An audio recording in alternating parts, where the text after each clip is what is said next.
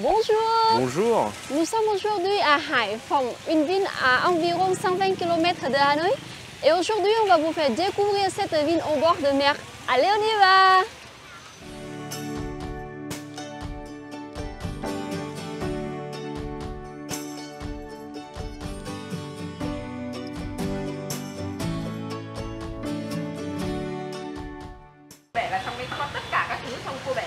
La première destination, ce sera un restaurant local pour goûter la spécialité de Hải-Phòng, bánh đa cua et aussi nem cô bể. On est parti ce matin à 7h de Hanoï et on est arrivé ici à 8h30. Ouais. On a réservé la moto. Et ici, qu'est-ce qu'on mange? Et ici, on va manger le bánh đa cua bể. Et c'est une des spécialités à Hải-Phòng que tout le monde en mange comme petit déjeuner ou déjeuner. En fait, c'est une soupe et c'est la soupe avec la nouille rouge. C'est vrai que la nouille est spéciale, ouais. Ouais. Et après, on a quelques fruits de mer dessus. Ouais, on a des crevettes roses, on a aussi la crevette menthe et on a également du surimi. Et en plus, ici, comme c'est pas très cher, ils rajoutent du crabe de mer, ce qui devrait donner un très bon goût. Ouais. Et à côté de ça, on a quoi? On a commandé aussi un nem spécial, un nem du crabe aussi, et avec les fruits de mer aussi, on a vu là. Oui, les nouilles sont très longues, c'est pour ça que je comprends.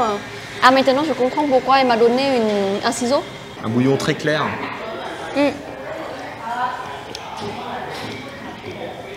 Ça sent le fruit de mer, hein? Ouais, il y a le crabe qui domine quand même, Ouais. mais sans que ce soit trop fort en goût. Moi, je trouve que c'est pas mal. Moi, j'aime bien. Là, déjà, le bouillon, ça démarre bien. Tu vois, la nouille, je trouve qu'elle est plus croquante. Elle est un peu plus ferme. C'est pas la même nouille qu'on a, quoi. La texture est différente. Ouais, c'est complètement différent. Ça change du feu de Hanoï.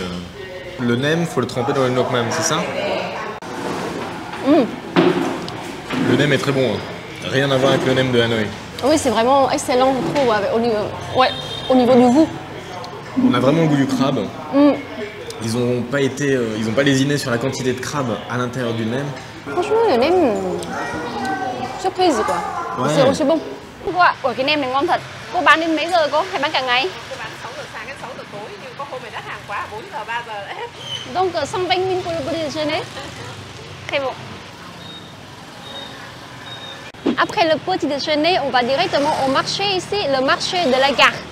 Oui, il y a encore beaucoup de magasins qui ne sont pas encore ouverts parce que le marché commence à ouvrir à 10h et on n'est que 9h30. On remarque que c'est un marché qui vend surtout les vêtements, les chaussures et tout ça. Ouais, à l'intérieur, ils vendent des vêtements, mais à l'extérieur, ils vendent aussi des légumes, des fruits de mer, des choses comme ça. Mais rien de très spécial. Ouais. Bon, en fait, c'est un marché où on peut tout trouver, quoi, les produits secs, champignons, de l'huile et tout ça. 250 000 le kilo de poisson, c'est vraiment pas cher. Hein. Ça, c'est la nouille rouge, on appelle bánh đa đỏ. Vâng. C'est rigolo. Même les gens me disent que, je sais pas, c'est spécialité ici, je sais pas comment, c'est rouge. Le crabe bleu, c'est combien? Le crabe bleu, là, il y a plus gros qui coûte 600 000 le kilo et le plus petit 500 000 le kilo, quoi. Dans les 20-25 € le kilo. Assez cher, je trouve. C'est assez cher. Le crabe, c'est cher. Le marché central ici n'est pas hyper animé, en tout cas pas le dimanche. On va aller voir un peu avec la moto si autour de la gare il y a plus d'animation.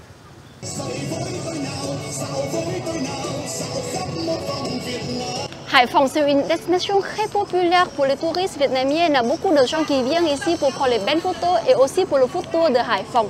Et on n'a pas croisé même un touriste étranger depuis ce matin.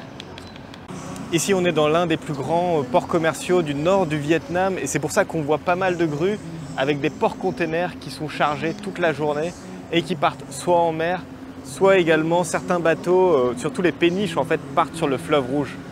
Les Français sont venus s'installer ici à la fin du 19e siècle et ont surnommé cette ville la Petite Venise puisqu'on est au beau milieu du delta du fleuve Rouge et tous ces petits bras forment des canaux un peu comme Venise.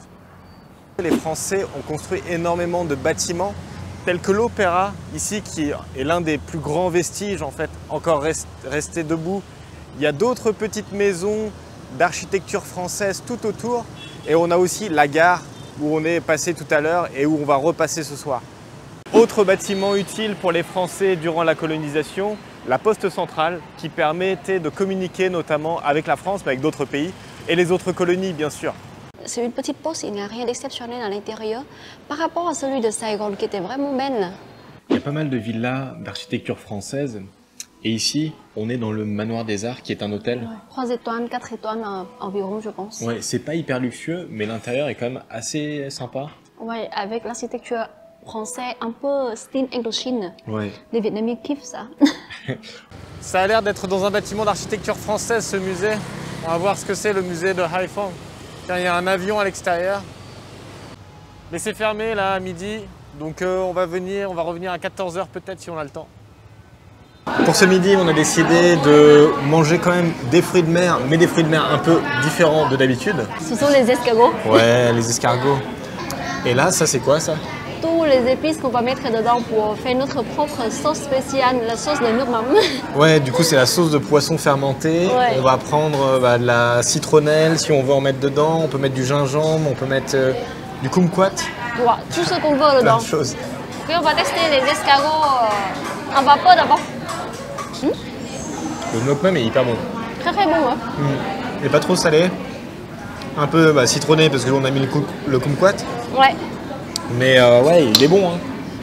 Et ceux-là, qu'est-ce que ça donne? Avec l'œuf salé. C'est sucré, salé et sableux. Ça pleure, en même temps il y a du beurre aussi dedans. Ouais. C'est légèrement parfumé du beurre. Ça va, ça passe, mais C'est le spécial. goût un peu spécial. Et on a le dernier plat qui est arrivé, c'est des espèces de coques. Ouais, grillé. C'est bon. Hein. C'est iodé. Ça va très bien avec le nok mam. Ça nous a coûté que 13 € pour ce repas avec les escargots. Après le déjeuner, on va prendre un petit café. Et il paraît que dans la ville de Haiphong, la spécialité c'est le café à la coco, café Kotzua. On a repéré une bonne adresse, ouais, on n'est pas loin. C'est là? Ok. Ouais, c'est là à droite. Ah, le truc qui est blindé là. Ouais, c'est blindé là. Tout le monde profite de la clim. Il reste une place, c'est bon. Petit café de début d'après-midi, mais qu'est-ce qu'il a de spécial ce café? C'est le café à la coco fraîche. Il y a aussi le café à la coco à Hanoï, mais c'est surtout le café à la crème de coco. Mais ici, on a vraiment la charte de coco fraîche. Et en plus aussi, quelques cocos séchés aussi. Et on rajoute la glace. Exactement. Et de mon côté, moi je prends un truc classique, le chè dừa dầm. Ça c'est le dessert sucré à la base de coco fraîche avec quelques gélatines aussi et le coco fraîche. Bizarre. Et clairement, ça me fait penser vraiment aux danettes, tu vois, à la crème dessert goût café. Ah bon? C'est exactement ça, tu vois. Après le café, on sent bien que c'est du café vietnamien, donc ça a un petit goût différent. Mais c'est vraiment le dessert type danette. C'est frais, on sent bien la crème de coco et aussi la coco fraîche là. J'adore. Et ce qui est dingue, c'est le prix. 1 € pour chaque verre, c'est vraiment rien. Mais ouais, bonne surprise. Mais oui, c'est vrai que c'est une ville agréable là. Ouais. Bon, il fait chaud comme à Hanoï, mais il y a plein de belles choses à voir. La ville est tranquille et surtout là, on a dit que les gens sont tellement agréables, quoi. Ils ne sont pas du tout agressifs. Par contre, quand les Français l'appelaient Venise du Tonkin, bon, d'un côté, oui, il y a les canaux, mais c'est pas non plus énorme. Il n'y a pas non plus énormément de canaux partout comme à Venise.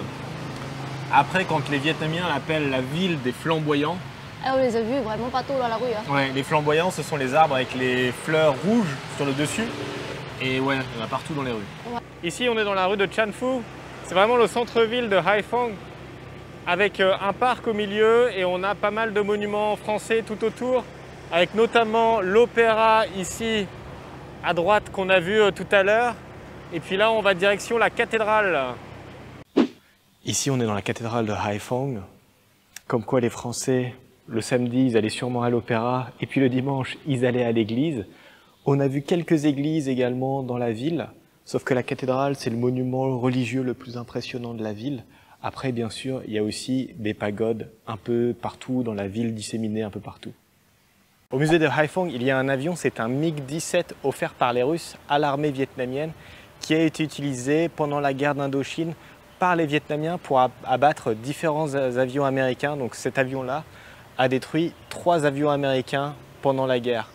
À l'intérieur du musée, il y a 369 objets. L'entrée est complètement gratuite et on a plein d'objets qui datent de 2000 ans en fait.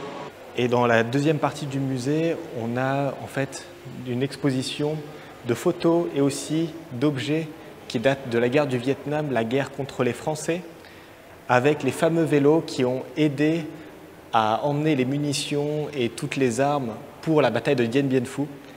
Est-ce que ces vélos ont réellement existé?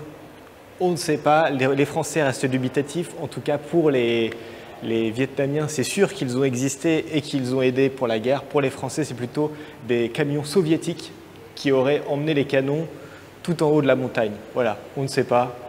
On laisse le doute. Bên phải chị em cảm ơn.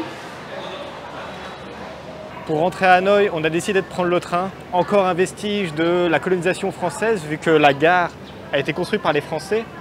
La voie ferrée a été construite par la SNCF il y a maintenant plus d'un siècle. On part à 15 h. J'espère qu'on va arriver à l'heure, c'est-à-dire vers 17h40. Bon, quoi qu'il en soit, c'est plus rapide par l'autoroute. Bon, le ticket de train c'est moins cher que le bus, c'est que 4 €, mais c'est plus lent.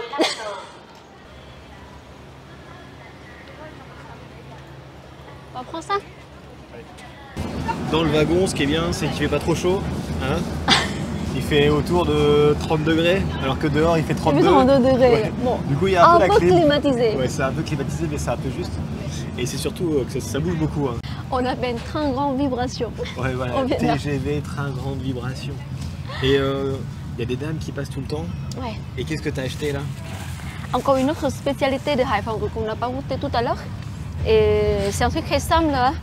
C'est du petit pain, on l'appelle bánh mì quay. Du coup, c'est le petit pain avec le pâté à l'intérieur. T'es sûr que c'est safe? Oui, Pain pâté. tous les Vietnamiens en achètent des centaines, t'inquiète. Ça passe au à 30 Vietnam. degrés quand même. Rien d'exceptionnel. Non, Ouais. c'est du poivre. C'est assez bon après, là, ouais, je trouve. Ouais. Bah, ça me rassure un peu parce que c'est un conservateur le poivre quand même.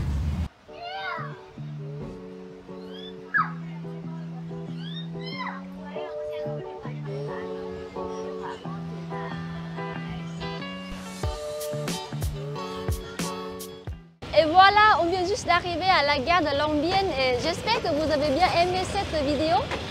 N'hésitez pas à mettre un commentaire, un pouce bleu et à vous abonner. À la prochaine!